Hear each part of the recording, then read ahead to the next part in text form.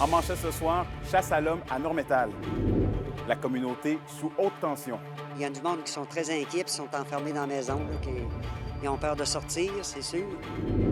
Soupir de soulagement après l'abandon du projet de loi 97. Grève générale chez Poste Canada. Ici, Anthony Dallaire et le TVA 18h débute maintenant.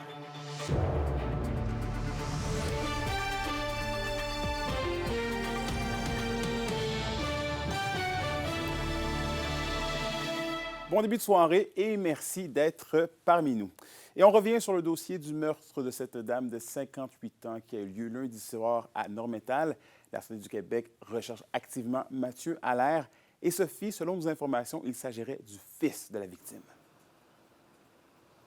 Oui, même si la Sûreté du Québec ne confirme pas le lien avec la victime de l'homicide, Nathalie Côté, mais tout le monde à qui j'ai parlé à Normétal est chamboulé par le drame familial parce qu'évidemment, c'est une petite communauté, tout le monde se connaît. Certains ont même des liens avec la victime, avec l'homme recherché également. Un homme qui aurait, selon plusieurs, déjà manifesté des comportements violents par le passé. Mais ce qui ressort vraiment là, des discussions que j'ai eues avec les gens, c'est qu'ils ont tous très hâte que l'individu soit intercepté parce que pour le moment, ils sont encore stressés de sortir, marcher, promener leurs chiens, envoyer les enfants seuls à l'école, par exemple. Il y en a également qui vont aller à la chasse qui commence bientôt. Ils sont craintifs de sortir en forêt parce que plusieurs pensent que l'individu se cache dans le bois, un environnement là, où il serait très à l'aise. Heureusement, le moral est tout de même mieux présentement qu'en début de semaine. Les gens recommencent à sortir. Je vous laisse écouter la mairesse suivie de quelques citoyens. Et pour la communauté, ça a été vraiment une chose drastique qui est arrivée. On est toutes avec la famille, on la soutient, on la respecte. Présentement, on a mis en marche des intervenants. S'il y a des gens qui ont besoin d'intervenantes, d'aller les rencontrer pour les soutenir. C'est épouvantable. Tu ne souhaites pas ça à personne. Puis, surtout pas du bon monde comme Nathalie. Là. C'est une très bonne personne. À l'école, les enfants, elle l'aimaient beaucoup. Moi et ma fille, ça lui a fait beaucoup de peine. Il faut expliquer ça aux enfants et tout ça. Fait que c'est des tragédies qui ne devraient pas exister. Nathalie était dans beaucoup d'organismes. Quand on avait besoin de bénévoles, elle levait la main présente. Je suis une personne qui va marcher beaucoup le matin. Habituellement, je rencontre beaucoup de gens. Là. Les trottoirs sont libres. On recommence à voir du monde se promener dehors un peu. Là. Mais au début de la semaine, il n'y a pas grand monde dehors. Là. C'est ça. C'était vraiment tranquille, mais c'est ça.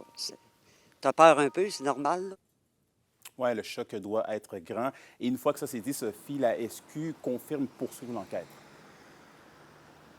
Oui, la SQ confirmait en fin de journée poursuivre ses efforts et être actif pour retrouver la personne d'intérêt. Mais le corps de police ne souhaite pas entrer dans les détails pour diverses raisons. De son côté, la municipalité de Normétal a indiqué dans un post Facebook cet après-midi que les policiers auraient procédé à une intervention à 4 heures du matin la nuit dernière.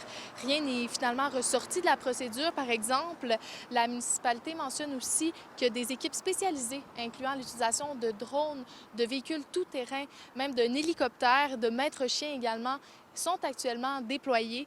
On écoute les porte-paroles une porte-parole, oui, des forces de l'ordre, ainsi qu'un ex-enquêteur du service de police de la Ville de Québec nous en dire plus.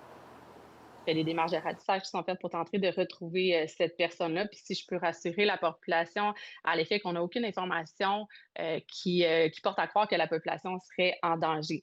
L'événement qui est survenu le 22 septembre dernier, tout porte à croire que c'est un événement isolé. Donc, que la victime connaissait le ou les ou la suspect suite aux événements. Donc, c'est vraiment un événement qui est isolé et qui ne toucherait pas la sécurité là, des citoyens. Quand les policiers en viennent à faire un appel à tous, c'est possiblement qu'ils ont éliminé les premières pistes possibles pour le retracer comme témoin important, mais on comprend bien. Toutes les relevés cellulaires ou ces choses-là, peut-être qu'il n'y a plus rien avec lui. Alors là, on va attendre de voir quand est-ce qu'il va venir se ravitailler en nourriture ou auprès de qui il peut prendre contact. Rappelons que l'individu recherché, Mathieu Allaire, a 38 ans, mesure 5 pieds 6, pèse 165 livres et a les yeux ainsi que les cheveux bruns. Il a aussi une longue barbe brune. Tout individu qui le rencontrerait ou qui l'apercevrait est prié de ne pas s'approcher et de contacter le 911 immédiatement. Oui, on continue à suivre le dossier de très, très près. Merci beaucoup, Sophie. Et en politique provinciale maintenant, le gouvernement du Québec a annoncé l'abandon du projet de loi 97 sur le régime forestier. Les communautés et l'industrie devront maintenant réfléchir ensemble à l'avenir des forêts du Québec. Un reportage de Zachary Desrosiers. Le gouvernement du Québec abandonne le projet de loi 97 qui réforme le régime forestier, une décision qui soulève de nombreuses réactions dans la région, à commencer par les communautés autochtones. Je pense que c'était une bonne décision de la part du gouvernement. Il y a eu tellement de grogne, il y a eu tellement d'insatisfaction sur la méthode d'avancer ce dossier-là, cette législation-là auprès des gens, auprès des Premières Nations qui ont tout de suite signalé qu'il y avait des lacunes importantes au niveau des consultations, du respect des droits. Le premier ministre François Legault demande à son nouveau ministre des Ressources naturelles et des Forêts, Jean-François Simard, de reprendre le dossier depuis le début. Il est essentiel qu'on puisse avoir la discussion, les consultations requises avec les Premières Nations. Ce dialogue-là, il est essentiel. Les municipalités, les industries et les communautés seront consultées ensemble pour établir un régime forestier équilibré. Ça, c'est vraiment quelque chose qui doit être collectif. On peut faire un beau projet de société avec les prochaines étapes. Moi, je crois que vraiment l'aspect de réconciliation législative vis-à-vis de nos droits, mais aussi les autres utilisateurs, est vraiment important là, à ce moment-ci, là, de notre histoire collective, je dirais même. Malgré l'abandon du projet, les réflexions doivent se poursuivre, selon le président de l'Action Boréale, Henri Jacob. Il va falloir qu'il y ait des concessions, puis il va falloir que l'industrie accepte les coûts que ça fait et que ça nous coûte l'exploitation, parce que c'est des forêts publiques qu'on exploite, ça nous appartient. Ce que le gouvernement a voulu faire, c'est les donner à l'industrie, mais là, ça n'a pas marché, puis on va voir la suite. Aucune date précise pour le dépôt d'un nouveau projet de loi n'a été annoncée par Québec. C'est donc une tâche colossale qui attend le nouveau ministre qui, à environ 1 an des prochaines élections provinciales, devra trouver un terrain d'entente avec tous les parties prenantes du dossier. Zachary Desrosiers, RNC Nouvelles, Val-d'Or. Et parlons maintenant de cette grève chez Poste Canada. Le gouvernement fédéral a annoncé plusieurs changements, dont le retrait progressif de la livraison de courrier à domicile. Et Roxane, c'est en réaction à cette décision que le syndicat a déclenché une grève générale illimitée. Oui, Anthony, le syndicat a pris la décision hier soir, 17h. Partout au Canada, les activités sont présentement suspendues. Le courrier et les colis ne seront pas traités ni livrés durant la grève et plusieurs bureaux dans la région seront fermés, dont celui de Rouyn-Noranda, Val-d'Or, Amos et La Sarre. Je suis allée dans la rue demander aux citoyens si cette nouvelle grève de Poste Canada les touche et qu'est-ce qu'ils pensent des intentions du gouvernement. On les écoute. Étant donné qu'au fédéral, c'est des millions, des milliards de dollars là, de pertes à chaque année, bien, je comprends qu'il y a un besoin de faire des changements à ce niveau-là, puis peut-être justement arrêter le porte-à-porte au niveau du courrier. C'est parce qu'il y a beaucoup de monde qui ont besoin de le mal pour les licences d'auto, pour plaquer tout, puis ça retarde tout. Fait que c'est pour ça. Puis eux autres, ils ont les conditions, puis nous autres, on a les notes. Parce qu'ils se tirent dans le pied, et vous à l'envers de... Ils sont en déficit, ça fait que... Non, à ce temps, avec l'Internet et tout ça, on peut tout faire pareil. Et Roxane, il faut le dire, là, mais la grève est aussi une surprise pour les employés de la Poste. Effectivement, j'ai été à la rencontre d'employés aujourd'hui ici à Rouyn-Noranda et ils m'ont dit qu'ils étaient surpris de la décision du syndicat et que le syndicat a pris cette décision très rapidement après l'annonce d'Ottawa, d'autant plus que les syndiqués sont en négociation avec la partie patronale depuis plus d'1 an et demi. La première grève qui avait eu lieu au mois de décembre dernier, mais ils comprennent la réaction du syndicat qui dénonce les orientations du ministre des Services publics, Joël Lightbald. On écoute Nathalie Blais du Service des travailleurs à Rouyn-Noranda. Dans le fond, ce que ça représente, c'est une coupure de 18 000 postes de facteurs et de commis dans un futur très, très proche. Ça représente aussi la fermeture des bureaux en milieu ruraux. Notre but, c'est vraiment de faire réaliser que le service, il est important pour les petites municipalités, pour nos populations vieillissantes. Essayer de faire diversifier, parce que là, Poste Canada s'attaque aux colis qui veulent absolument avoir des colis, mais il y a tellement d'entreprises maintenant de livraison de colis que c'est presque impossible de vraiment revenir au top comme que c'était avant. Poste Canada souhaite rassurer la population en leur disant que les colis et les lettres sont gardés en sécurité. Ils seront livrés dès que possible à la reprise des activités. Ouais, un autre dossier qu'on va suivre de très près. Merci beaucoup, Roxane. Vos réponses à la question du jour TVA. Une présentation de la Clinique infirmière Nord-Ouest présente partout dans la région. Nous vous offrons des consultations rapides avec des infirmières et infirmières praticiennes spécialisées. En nouveauté, le service de téléconsultation. Et justement, à la question du jour, on vous demandait, êtes-vous impacté de près ou de loin par le déclenchement de la grève générale chez Poste Canada? Et vous avez répondu non à 53 %. Et on revient sur l'accès aux soins de santé en Ontario pour les résidents de Témiscamingue-Kepara. Le CISAT précise aujourd'hui qu'il n'y a aucun changement en lien avec la fin de la prise en charge du remboursement, et ce, malgré le fait que la MRC Témiscamingue ait avancé que le cabinet du premier ministre François Legault a assuré que le corridor de service sera à nouveau fonctionnel. L'organisation mentionne suivre de près le dossier, les discussions quant à de possibles solutions. Et en éducation maintenant, près de 10 mois après sa fermeture en raison de problèmes structurels, eh bien, l'école primaire de Launay à l'est d'Amos est à vendre. Le Centre de services scolaires Arcana dit prendre cette décision alors qu'elle ne peut pas aller de l'avant avec des travaux de réfection ni de reconstruction. Le ministère de l'Éducation confirme que le projet n'a pas été retenu par le Plan québécois des infrastructures 2025-2035. Ce sont donc plus de 58 élèves du secteur de Launay qui devront de façon permanente continuer de se rendre à l'école de Berry-Tressesson. L'indice boursier minier au TVA Nouvelle 18h est une présentation de GFM Groupe Financier. Dirigeants d'entreprises et particuliers, fiez-vous aux experts de GFM pour vos placements, assurances de personnes et assurances collectives. Car pour vous, ils vont au-delà de la finance. Le Carrefour de la Vallée de l'Or organise un tournoi de jeux vidéo pour les jeunes. Je vous donne tous les détails après la pause dans la chronique culturelle.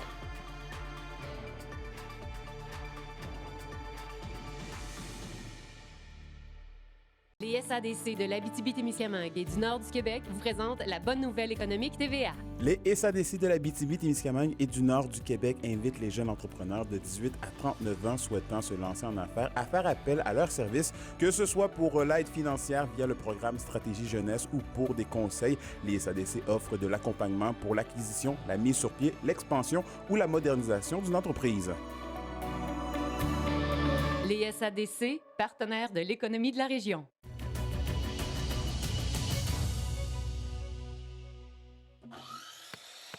Tu veux faire ça? On a ce qu'il faut. Location MSN de Val-d'Or. Fier de célébrer avec vous notre 20e anniversaire et de présenter la chronique culturelle. Au Culturel Justine, le Carrefour de la Vallée de l'Or invite les jeunes à connecter lors d'un tournoi de jeux vidéo ce soir. Et Anthony, ce tournoi de jeux vidéo Inter-Carrefour Jeunesse Emploi est quand même d'une grande envergure puisque c'est d'une initiative provinciale. Alors, les étapes régionales et provinciales du tournoi auront lieu plus tard cet automne, mais dès ce soir, 18h, vous êtes attendus dans les locaux du Carrefour de la Vallée de l'Or. Surtout les jeunes de 15 à 35 ans qui sont incités à prouver leur talent de joueur avec le jeu Super Smash Bros. Ultimate. L'activité est gratuite. Voici le but premier de ce tournoi amusant et éducatif. En fait, le but premier, c'est de faire de la sensibilisation au niveau de la gestion saine des écrans. Donc, on n'est pas là seulement pour jouer, on est là aussi pour faire de la sensibilisation. Donc, ce soir, on aura entre autres des partenaires qui sont là. On a nos travailleuses de milieu qui vont faire de la prévention. On a Air Ouverte qui va être là.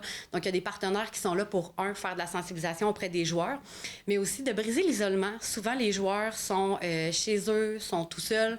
Là, on voulait faire quelque chose de plus rassembleur, qui viennent ici. Donc, ça se passe vraiment dans nos locaux ce soir. Et même le régional va avoir lieu en présence à Rouen.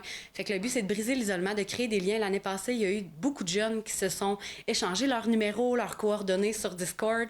Fait que, on a vu que ça a créé une communauté, puis en fait, c'était un peu ça notre objectif. Ben, écoutez, il y aura de la nourriture, il y aura des jeux vidéo, il y aura des gens pour discuter. Ça va être super plaisant, une ambiance super conviviale, puis que vous vouliez jouer ou regarder, parce que c'est possible de venir pour simplement regarder les parties, ben vous êtes les bienvenus au Carrefour de la Vallée de l'Or. Et les prix Rayon C se déroulent déroulait hier soir au Théâtre Télébec du côté de Val-d'Or. Alors, le prix réalisation de l'année a été donné au Conservatoire de Val-d'Or qui ont réussi à faire venir en région le chef d'orchestre de l'Orchestre symphonique de Montréal, alors Raphaël Payaré. Ensuite, le prix relève est allé à Alexander Walozic, le prix bénévole de l'année à Maryse Ouellette, le prix Jeanne Alancette-Biguet à Nathalie Fauché et le prix hommage à Micheline Plante. C'était aussi la soirée de la rentrée culturelle de Val-d'Or. Alors, ils ont annoncé plusieurs activités comme la pièce Poisson rouge, plusieurs spectacles de musique et de danse, surtout pendant la semaine interculturelle en novembre. Je vous invite à aller consulter toutes ces activités sur le site web de Culture Val-d'Or. Vous allez en trouver au moins une à votre goût. Bien, c'est très important parce que la culture, c'est la chose la plus démocratique, en tout cas, c'est la chose la plus démocratique, en fait. C'est accessible à tout le monde. Surtout la bibliothèque, au niveau de la gratuité, c'est une valeur fondamentale pour que ce soit accessible. Donc, c'est pour ça qu'on fait ça. C'est une soirée grand public. C'est sûr que les gens qui sont là, il y en a qui sont déjà vendus à la culture. On a nos lauréats, évidemment, qui sont là, leur famille et tout, qui viennent applaudir. Mais c'est hyper important de soulever les réalisations qu'on est capable de faire. Raphaël Payaré, c'est la première fois qu'il sortait de Montréal depuis qu'il est au Québec. Donc, on est capable d'accueillir ce genre d'événement-là, donc il faut le souligner. Jeanne Alancette-Biguet, c'est le premier prix que la Ville a remis. Et cette dame-là, je me rendais compte que plus grand monde ne savait qui était cette dame-là. Donc, on a parlé d'elle l'année passée. On disait, pourquoi le prix s'appelle Jeanne Alancette-Biguet? C'était l'épouse d'un docteur, Germain Biguet, en patrimoine de Val-d'Or, qui est un pionnier de Val-d'Or. Mais cette dame-là était partout, elle était curieuse, elle était une amie et une amoureuse des arts. Elle était pour la démocratisation au maximum. Elle est même allée voir le spectacle de Voivode en 1997 ou je ne sais pas trop quelle année. C'est révélateur de la femme qu'elle était. Donc, on a un petit peu parlé d'elle pour dire, on va faire un petit retour en arrière. C'est pour ça que c'est important. C'est rassembleur aussi, la culture. C'est important de mettre la lumière sur nos artistes de Val-d'Or. Les Huskies de Rouyn-Noranda poursuivent leur bon début de saison alors que les Foreurs de Val-d'Or tenteront de rebondir. On va tout faire pour aller chercher un autre ou 2 points. Je veux voir notre équipe travailler, je veux voir notre équipe avoir des bonnes habitudes. Ici Olivier Morin, je vous donne tous les détails sur les matchs à venir après la pause. Les sports vous sont présentés par Thibaut GM, votre concessionnaire de confiance à Rouyn-Noranda, là où qualité et choix se rencontrent. Et au sport, les équipes de la LHJMQ reprennent l'action. Les Huskies en ont profité pour poursuivre leur séquence victorieuse et de leur côté, les Foreurs tenteront de rebondir. Olivier Morin met la table. Les Huskies de Rouyn-Noranda demeurent toujours invaincus en temps réglementaire. Jeudi soir, la Meute a signé un gain de 5-3 face aux Remparts de Québec. Il s'agit jusqu'à présent de 5 points récoltés sur une possibilité de 6. On a connu un très bon départ hier. Par la suite, on a peut-être eu un petit relâchement en deuxième période, mais j'ai vraiment aimé la façon qu'on s'est comporté là en troisième période. Puis, l'avantage numérique est allé chercher encore un gros but qui fait la différence. Puis, notre gardien a fait des arrêts clés au bon moment. Mais pour l'entraîneur-chef Steve Hartley, il faut voir le bon côté des choses malgré les lacunes. Le point positif, c'est qu'on a fait des erreurs qu'on peut corriger, puis qu'on va corriger, puis qu'on va améliorer. Mais tout en faisant ces erreurs-là, on ramasse des points quand même au classement. Pour la Meute, le défi sera simple à l'aube de son deuxième affrontement en 24 heures face à Québec. On est encore en quête de jouer un match complet là, de 60 minutes. C'est sûr qu'on va mettre tous les efforts là-dessus aujourd'hui. De l'autre côté de la 117, les Foreurs de Val-d'Or tenteront de rebondir après 2 défaites encaissées le week-end dernier. Par ailleurs, la formation a eu une grosse semaine de préparation alors qu'elle reçoit les Remparts de Québec samedi après-midi. On a eu deux entraînements, lundi et mardi. On a eu congé mercredi. On a pratiqué jeudi, vendredi. Donc, c'était une belle semaine pour peaufiner plusieurs aspects de notre game. Mais je te dirais que le mot-clé cette semaine, c'était vraiment les habitudes de travail. Maxime Desruisseaux attend plus de la part de son groupe lors des 2 rencontres prévues ce week-end. Puis je le répète, c'est vraiment, je veux voir notre équipe travailler, je veux voir notre équipe avoir des bonnes habitudes. Puis à partir de ce moment-là, je trouve que là, on va pouvoir avancer comme groupe, que ce soit l'avantage numérique, désavantage numérique, que ce soit notre échec avant, et ainsi de suite. On veut progresser. Je pense vraiment que c'est le message qu'on se doit d'avoir sur la glace. Les Huskies et les Foreurs compléteront leur week-end en se donnant rendez-vous dimanche après-midi du côté de Val-d'Or dans le cadre du premier chapitre du duel de la 117. Olivier Morin, RNC Nouvelles, Rouyn-Noranda. Pour une nouvelle importante à nous communiquer, contactez-nous, nouvelles au pluriel, @rncmedia.ca, par téléphone au 1-866-463-4636 et notre site web tvaabitibi.ca.